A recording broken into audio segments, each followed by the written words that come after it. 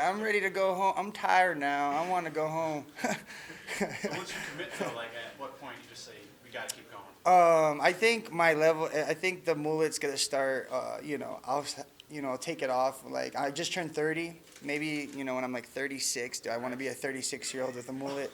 At 37. But I think I got a good couple years left with it. You know. Why 36? Why that I don't number? know. It's just like mohawks, mullets, like all those crazy haircuts. Like I think once you pass a certain age, just keep it simple. You know what I mean? Look how Clay Guida kept that going for the longest. You gotta keep it going for. Roy Nelson had it for a long time, too. Yeah, Roy Ness is an exception. He's an exception. Right on. Well, speaking of exceptions, you're in Vegas. Yep. I'm sure every girl, guy, anybody out there thinks, man, if I make it out here, now I know I'm really like doing something. That's what the preparation been. Welcome to Sin City for fights. Yeah, the preparation's been amazing. I literally we're on our 11th week, right? 11th week in my mind is fight week. I've been getting ready literally for 10 weeks for this fight. Slow preparation, small adjustments, nothing crazy, but just more maturity, more clear-headed. What I want to do, how I want to do things. Obviously, last year in the first round, I got hurt in the first round, so it was a lot of adjusting, a lot of customizing the training and things to get me through the season. The PFL is a long season, but this year is completely different mentally, physically. My team knows it. My dad feels it.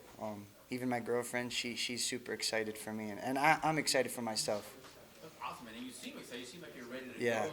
for How sure. big has the support been? I mean, I know that has to be huge, but just to put it all together for this Saturday. The support's always been amazing. It's always been. I've always had a good family and friends behind me. I've been saying I wanted to do this since I was a kid, So maybe I just annoyed them that much, where they're like, all right, let's just support this guy the whole way.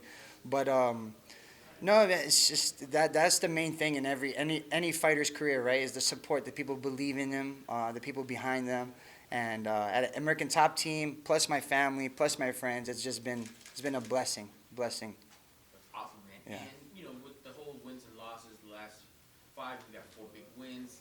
Decision not necessarily going your way. Yeah. Most fighters learn the most from a loss. What are we taking in? Was it the teammate factor? Like it's like we didn't really have fun in there.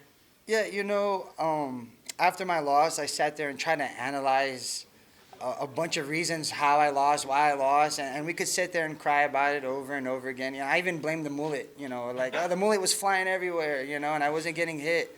It was these moments where I had to almost appreciate the downfall a little bit to appreciate the uprising, to get back on my feet. I always tell people, don't ever stay too high in the highs, never too low in the lows. Always try to keep yourself in the middle. And unfortunately, for the first time in my MMA career, I was in the lows, so I had to take time and literally pick myself back up little by little. And it sounds cliche, but it was the best thing that happened to me was that loss. And losing to a teammate, I mean, it's crappy, but I tell people it's almost like, would you rather have your best friend date your sister or some random guy or something like that, So I'm happy Omari. I'm happy he was the guy to give me the wake up call. You know what I mean? And I love that guy still till today. So, but it's good, man. The loss really helped me put things in better perspective. Excellent. Thank you, sir. Good luck Thank on you. Saturday. Appreciate it. Thank you. Josh, this is the first fight that you're coming into a fight without that zero. Yeah. Is there less pressure on your shoulders now? No, I mean, I think the pressure is always going to be there. It's a fight, you know what I mean? I was telling the other guys, I try to approach every fight like 0-0. At the end of the day, unfortunately, it's a very glorious sport, but it's a rough sport. People, they kind of remember you for your last fight, So I try to, the success is good, but I tell my dad, when I'm an old guy and I'm done with this sport, we'll sit and reminisce about the good memories. But MMA is like, you won, all right, buddy, just keep on moving. You lost, same concept. You just got to keep on moving, one fight at a time, until you could do something for yourself, build a future. Christoph was in here earlier and said that there was a time frame where you guys almost fought in the first round. Yeah.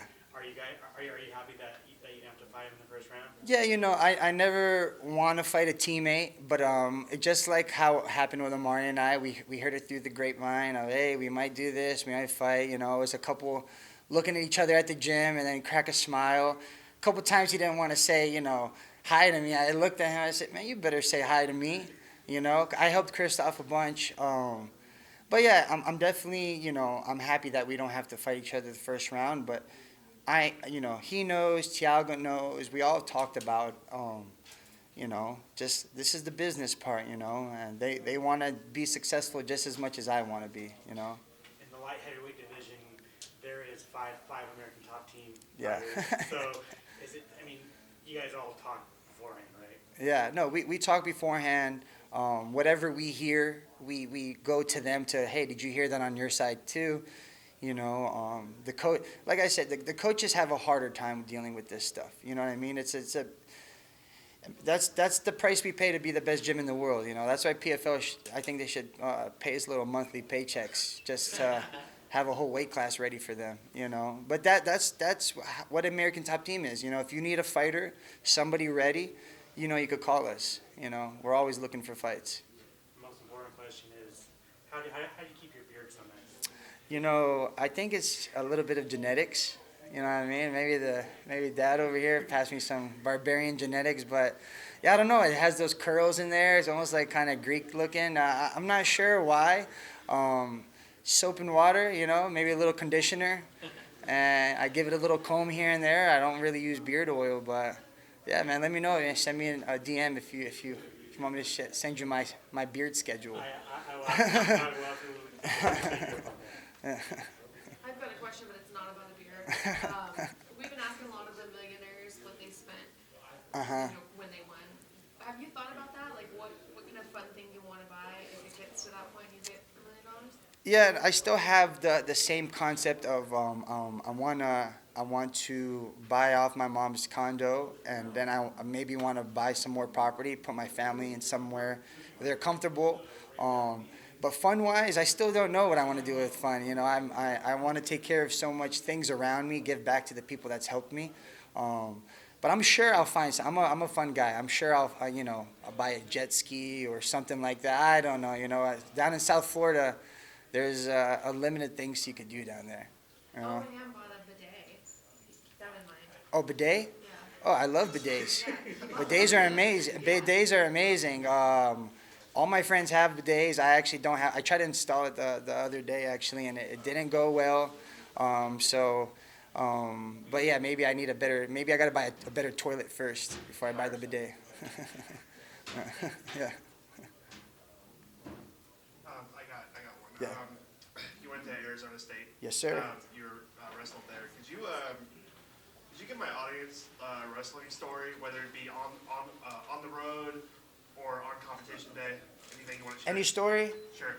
I remember on the road, my headgear broke, so I got this new headgear, and if you're familiar with wrestling, the headgear is a pain in the butt to adjust. So I'm sitting here on a plane, I don't know where we're going, and people are looking at me crazy because I'm pulling this, putting it on my head, and I'm on a plane, and the guy's like, this dude's about to do something. And my teammates are all just staring at me like, this guy's crazy, and I take the headgear off, I'm adjusting it, put it on again. Took good, an hour and a half, but eventually, we told everybody not everybody, people around, hey, he's not gonna go run through the plane wall, or he's not gonna go crazy. People thought I was gearing up to do something crazy, There's a photo of me actually. I'm adjusting, and my buddy's like, "You crazy dude," But that was a very memorable story that I had with ASU. There's plenty more. Probably can't say all of them. Somebody already did one of my other questions. My last one is, what is your favorite food? My favorite food? That's easy, man. I was raised Brazilian culture. You got rice, beans, and picanha.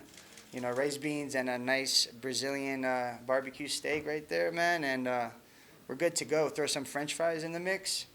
We're good to go. Yeah, thank you. Yeah. Josh, right here. Yeah. You mentioned earlier you've been doing this since you were a kid. Is there a fighter that inspired you to get to this point in your career?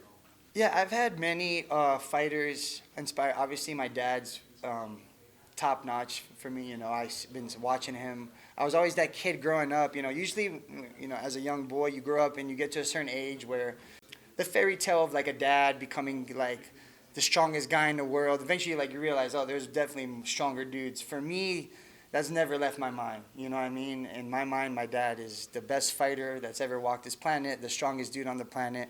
I'm like that little boy still, you know. But other fighters that I've seen around, I would say like the coaches at the gym. You got Mike Brown and Thiago Alves, all these guys that I was raised around. I saw them fighting when they were my age. So those guys really inspire me, maybe because they were hands-on. But of course, we have like those like Melvin Gallards, which I loved watching back in the day, just like totally, kill or be killed type of guy and things like that. But I've been around the sport for so long that I'm always shuffling through guys that I enjoy watching. Thank you. Yeah. We all set? Right. Thank you. Cool.